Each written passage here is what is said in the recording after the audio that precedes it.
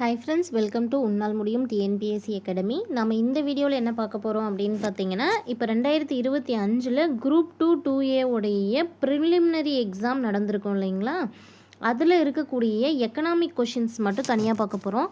So அந்த group 2 பார்த்தீங்கன்னா 17 economic questions வந்து கேட்டிருக்காங்க. அந்த 17 கேள்வியும் ஒன் பை ஒன்னாக நம்ம இந்த வீடியோவில் பார்க்கலாம். நம்ம சேனல் இப்போ தான் ஃபஸ்ட் டைம் பார்க்குறீங்க அப்படின்னா சேனலை சப்ஸ்கிரைப் பண்ணிக்கோங்க. பக்கத்தில் இருக்கிற பெல் ஐக்கானை கிளிக் பண்ணி ஆன்லைன் செட் பண்ணி வச்சுக்கோங்க. ஸோ ஃபஸ்ட்டு கொஷின் போயிடலாம். ஃபஸ்ட் கொஷின் என்ன அப்படின்னு பார்த்தீங்கன்னா, பொறுத்துக்க கொடுத்துருக்காங்க. ஓகேவா, பொறுத்துக்கவில் ஃபஸ்ட்டு தமிழ்நாடு நுகர்வோர் பாதுகாப்பு சட்டம் அப்படின்னு கொடுத்துருக்காங்க. இந்த தமிழ்நாடு நுகர்வோர் பாதுகாப்பு சட்டம் அப்படிங்கிறது 1986 கொண்டு வரப்பட்டது.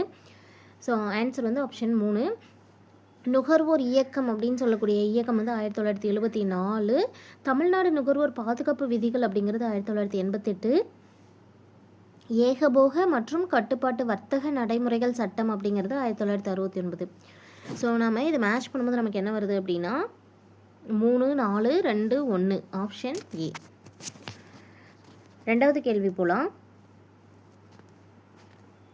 நிதி ஆயோக், அதாவது நிதி ஆயோக்கில் வந்து எஸ்டிஜி இந்திய குறியீடு கொடுத்துருப்பாங்க. அதில் வந்து 2023-24 தரவரிசையில் வந்து மாநிலங்களை வரிசைப்படுத்த சொல்லி தமிழ்நாடு, உத்தரகண்ட், கேரளா, கோவா 4 கொடுத்துருக்காங்க. ஓகேவா, இதில் தமிழ்நாடு, உத்தரகண்ட், கேரளா, கோவாவில் வந்து ஃபஸ்ட்டு வந்து கேரளா வரும். அதுக்கப்புறம் தான் பார்த்திங்கன்னா செகண்ட் பிளேஸில் வந்து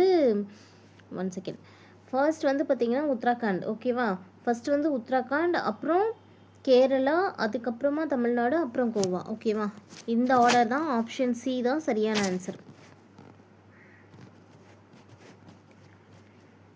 அடுத்தது பாருங்கள். செப்டம்பர் 20, 2023 அன்று மக்களவையில் நிறைவேற்றப்பட்ட மகளிர் இடஒதுக்கீட்டு மசோதாவின் முக்கிய அம்சங்கள் எவை அப்படின்னு கேட்டிருக்காங்க. ஸோ செப்டம்பர் 20, 2023 அன்னைக்கு பார்த்தீங்கன்னா மக்களவையில் மகளிருக்கு அப்படின்னு சொல்லிட்டு இடஒதுக்கீட்டுக்கான ஒரு மசோதா வந்து அறிமுகப்படுத்தியிருப்பாங்க, நிறைவேற்றியிருப்பாங்க. அதோடைய முக்கியமான அம்சங்கள் அப்படின்னு பார்க்கும்போது வந்து இந்த மசோதாவை பொறுத்த வரைக்கும் மக்களவை மற்றும் மாநில சட்டமன்றங்களில் இருக்கக்கூடிய பெண்களுடைய இடஒதுக்கீடு இருக்குது பார்த்தீங்களா, அது 33% ஒதுக்குவது, ப்ளஸ் அதே போல் தொகுதி மறுவரையறையை பயிற்சிக்கு பிறகு நடைமுறைக்கு இது கொண்டு வரப்படும் அப்படிங்கிறது 2 தான். 1, 4 தான் இதுக்கான ஆன்சர். நெக்ஸ்ட் கொஷின் பாருங்கள்.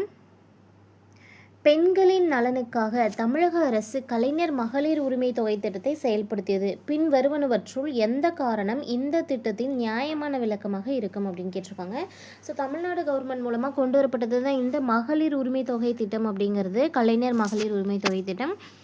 அது எதுக்காக கொண்டு வரப்பட்டது அப்படிங்கிறது தான் கேள்வியாக கேட்டிருக்காங்க. ஸோ ஃபஸ்ட் இருக்கக்கூடியது பாருங்கள். உலகளாவிய பாலின இடைவெளி அறிக்கை 2023 படி ஆண்டு வருமானத்தில் இருக்கக்கூடிய பாலின வேறுபாடு, அதாவது ஆண்கள் பெண்கள் அப்படிங்கிற வித்தியாசத்தில் பார்க்கும்போது ஆண்கள் அதிகமாக வருமானம் ஈட்டக்கூடியவர்களாகவும் பெண்கள் வந்து குறைவாக வருமானம் ஈட்டக்கூடியவர்களாகவும் பாலின இடைவெளி அறிக்கை 2023 இருந்தது. அதை வந்து குறைக்கணும் அப்படிங்கிறதுக்காக தான். ஓகேவா, ஸோ அது ஒரு ரீசனாக இருந்தது. அதே போல் பெண்களுடைய எண்ணற்ற மணி நேர அமைதியான உழைப்பை அங்கீகரித்தல், அதாவது ஒரு பெண் அப்படிங்கிறவங்க வந்து அவங்களுடைய தொழில் மூலமாகவும் சரி, வேலை செய்வது மூலமாக அல்லது வீட்டு வேலை மூலமாக எதுவாக இருந்தாலும் அவங்களுடைய வேலை செய்யும் உழைப்பு நேரம் அப்படிங்கிறது வந்து அதிக அளவில் இருக்கிறதுனால அதை அங்கீகரிக்கக்கூடிய வகையில் இந்த கலைஞர் மகளிர் உரிமை தொகையானது வந்து கொடுக்கப்படுறது சொல்லப்படுது. ஓகேவா, நெக்ஸ்ட் கேள்வி போகலாம்.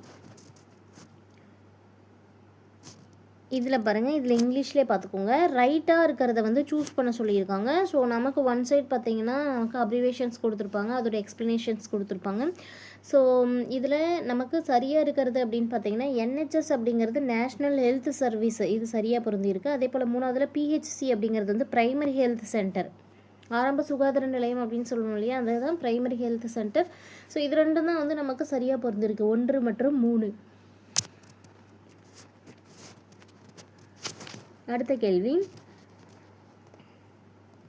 இதில் பாருங்கள், தேசிய விவசாய சந்தை, அதாவது ஈனாம் அப்படின்னு சொல்லுவாங்க. தேசிய விவசாய சந்தையை வந்து ஈனாம் அப்படின்ற சொல்லுவாங்க. அதாவது நேஷனல் அக்ரிகல்ச்சுரல் மார்க்கெட்டிங் அப்படிங்கிறது தான் ஈனாம் அப்படின்ட்டு. அந்த இணைய முகப்பு தொடங்கப்பட்டதுடைய நோக்கம் அப்படின்னு பார்க்கும்போது இதில் இருக்கக்கூடிய 3மே தான். அதாவது விவசாய பொருட்களுக்கு ஒரு ஒருங்கிணைந்த தேசிய மெய்நிகர் சந்தையை உருவாக்கணும். விவசாய பொருட்களுக்கு தேசிய அளவில் ஒரு ஒருங்கிணைந்த சந்தை உருவாக்கணும். சிறந்த விலையை பெறுவதற்கு விவசாயிகளுக்கு வந்து உதவுதல், அதாவது இடைத்தரகர்கள் யாருமே இல்லாமல் அந்த விலையை வந்து விவசாயிகள் தாங்களாகவே நிர்ணயித்து நேரடியாக விற்பனை செய்யணும் அப்படிங்கிறதுக்காக. அதே போல் விவசாயிகளுக்கு சந்தைப்படுத்துதல் வழிகளை வழங்குதல்.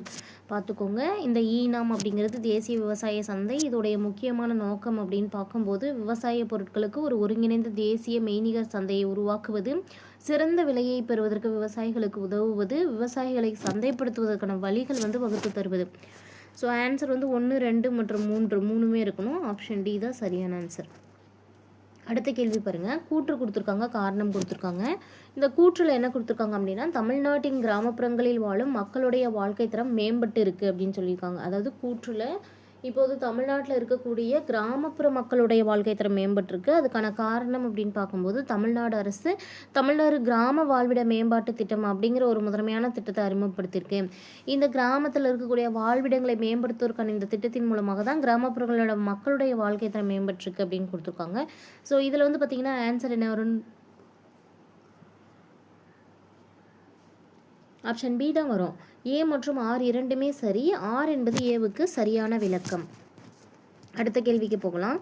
தேசிய திறன் மேம்பாட்டு கழகத்துடைய குறிக்கோள் அல்லது குறிக்கோள்கள் என்னென்ன அப்படின்னு கேட்டிருக்காங்க. தேசிய திறன் மேம்பாட்டு கழகத்துடைய குறிக்கோள்களை பொறுத்த வரைக்கும் நமக்கு இங்கே கொடுத்துருக்கிற 4ல் ஃபஸ்ட்டு மட்டும் வராது. பொருளாதார சுதந்திரம் மூலமாக மகளிர் மேம்பாடு அடைய செய்வது அப்படிங்கிறது வராது. நாடு முழுவதும் உள்ள இளைஞர்களை திறன் மேம்பாடு அடைய பயிற்சி திட்டங்கள் கொடுக்கறது இந்த தேசிய திறன் மேம்பாட்டு கழகத்துடைய குறிக்கோள் தான். அதாவது நாடு ஃபுல்லாக இருக்கக்கூடிய இளைஞர்களுக்கு எல்லாம் திறன் மேம்பாட்டு பயிற்சி கொடுப்பது. திறன் மேம்பாட்டு சான்றிதழ் பெற்றவங்க யாராவது இருந்தாங்கன்னா அவங்களுக்கு பண விருதுகள் கொடுத்து வேலை வாய்ப்பும் தருவது, அதை அதிகப்படுத்துவது. நாட்டின் உழைப்பாளர்களின் உற்பத்தி திறனை அதிகப்படுத்துவது. இது 3 தான் அதோடைய குறிக்கோள். பார்த்துக்கோங்க, தேசிய திறன் மேம்பாட்டு கழகத்தின் குறிக்கோள்கள் நாடு முழுவதும் உள்ள இளைஞர்களை திறன் மேம்பாடு அடைய பயிற்சி திட்டங்கள் அளிப்பதும், திறன் மேம்பாட்டு சான்றிதழ் பெற்றவர்களாக இருந்தால் அவர்களுக்கு பண விருதுகளை வழங்கி வேலைவாய்ப்பு வழங்குவது, நாட்டின் உழைப்பாளர்களின் உற்பத்தி திறனை அதிகப்படுத்துதல். இது 3 தேசிய திறன் மேம்பாட்டு கழகத்துடைய குறிக்கோள். நெக்ஸ்ட் கொஷின் பாருங்கள். பின் வருவனவற்றை அவற்றின் திட்டங்களுடன் பொருத்தவும் அப்படின்னு கொடுத்துருக்காங்க. இதில் மதி பஜார் அப்படிங்கிறது வந்து எதுக்காக அப்படின்னா சுய உதவி குழுக்களுக்காக. பசுமை வீடுகள் திட்டம் அப்படிங்கிறது சுத்தமான எரிசக்தி திறனுக்காக. நான் முதல்வன் திட்டம் அப்படிங்கிறது திறன் மேம்பாட்டு திட்டம். அஜீவிகா அப்படிங்கிறது வந்து வறுமை ஒழிப்புக்காக கொண்டு வரப்படுது. ஸோ இதை பார்க்கும்போது நமக்கு ஆன்சர் என்ன அப்படின்றது நமக்கு தெரிஞ்சிடும். 4, 1, 2, 3 ஆப்ஷன் பி. இதுலேயே நமக்கு தனித்தனியாகவும் இந்த கேள்வியை கேட்கலாம். அதாவது மதி பஜார் அப்படிங்கிறது என்ன அப்படின்னு கேட்கலாம். சுய உதவி குழு ஞாபகம் வச்சுக்கோங்க. பசுமை வீடுகள் திட்டம்னா என்னன்னு கேட்கலாம். சுத்தமான எரிசக்தி. நான் முதல்வன் திட்டம் எதற்காக அப்படின்னு பார்த்தோம்னா திறன் மேம்பாட்டு திட்டம். அஜீவிகா அப்படிங்கிறது வந்து ஒரு வறுமை ஒழிப்பு திட்டம். ஸோ திட்டங்கள் வந்து கரண்ட் அஃபேரில் இருக்கக்கூடிய திட்டங்களும் நல்லா ஆழ்ந்து படிச்சுக்கணும், ரொம்ப முக்கியமானதாக இருக்கும். நம்மை காக்கும் 48 திட்டத்தின் கீழே விபத்து நடைபெற்ற முதல் 48 மணி நேரத்திற்குள் பணமில்லா சிகிச்சைக்கான உச்சவரம்பு ஒரு நபருக்கு எவ்வளோ அப்படின்னு கேட்டிருக்காங்க. அதாவது நம்மை காக்கும் 48 திட்டம் அப்படின்னு சொல்லிட்டு ஒரு திட்டம் கொண்டு வந்திருப்பாங்க. அந்த திட்டத்தில் என்ன பண்ணுவாங்க அப்படின்னா, விபத்து நடந்த முதல் 48 மணி நேரத்தில் எந்த பணமில்லாத சிகிச்சையாக இருந்தாலும் அது வந்து கவர்மெண்ட்டே வந்து பே பண்ணுற மாதிரி இருக்கும். ஸோ அதுக்கான உச்சவரம்பு ஒரு பர்சனுக்கு எவ்வளோ அப்படின்றது தான் கேள்வி. ஆன்சர் வந்து 2 லட்சம். ஒரு பர்சனுக்கு 2 லட்சம் அதுக்கு உட்பட்ட செலவுகளை வந்து கவர்மெண்ட்டே வந்து செய்வாங்க. அதாவது முதல் 48 மணி நேரத்திற்கு இருக்கக்கூடிய அந்த சிகிச்சை. அடுத்து பாருங்க, தமிழ்நாட்டில் உள்ள குறு சிறு மற்றும் நடுத்தர தொழில் நிறுவனங்கள் பற்றி கீழ்வரும் கூற்றுகளில் எது வந்து சரியானது அப்படின்னு கேட்டிருக்காங்க. இதில் வந்து பார்த்தீங்கன்னா 2, 3 சரியானது. அதாவது மாநிலத்தின் 30% தொழில் முனைவோர்கள் வந்து பெண்களாக இருக்காங்க. கோயம்புத்தூரில் தான் மாநிலத்திலேயே அதிகமான குறு சிறு மற்றும் நடுத்தர தொழில் நிறுவனங்கள் இருக்குது. அதாவது இந்தியாவை பொறுத்த வரைக்கும் தமிழகத்தை பொறுத்த வரைக்கும் அதிகப்படியான இந்த எம்எஸ்எம்இக்கள், அதாவது குறு சிறு மற்றும் நடுத்தர தொழில் நிறுவனங்கள் இருக்கக்கூடிய டிஸ்ட்ரிக் எது அப்படின்னு கேட்டாங்கன்னா அதிகமாக இருக்கக்கூடியது கோயம்புத்தூரில் தான்.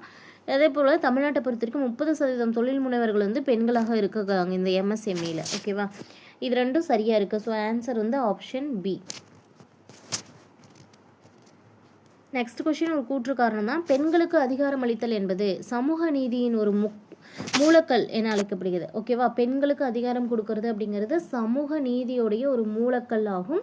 பணிபுரியும் பெண்கள், விடுதிகள், குழந்தை பராமரிப்பு மையங்கள் மற்றும் பெண்கள் தொடர்பான திறன் மேம்பாட்டு திட்டங்கள் போன்ற முயற்சிகள் பணித்தொகுதியில் பெண்களின் பங்களிப்பை மேம்படுத்துவதை நோக்கமாக கொண்டிருக்கு அப்படின்றாங்க.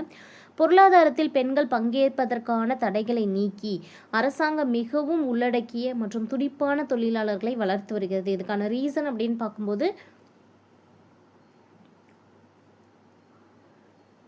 பொருளாதாரத்தில் பெண்கள் பங்கேற்கணும் அப்படிங்கிறதுக்காக பங்கேற்க முடியாத இருக்கக்கூடிய அந்த தடைகள் எல்லாம் நீக்கி அரசாங்கம் வந்து மிகவும் உள்ளடக்கிய துடிப்பான தொழிலாளர்களை வளர்த்துட்டு வராங்க அப்படிங்கிறது தான். ஸோ இது வந்து பார்த்திங்கன்னா நமக்கு கூற்று காரணம் இரண்டுமே சரி மற்றும் சரியான விளக்கம் ஆப்ஷன் சி தான் சரியான ஆன்சர்.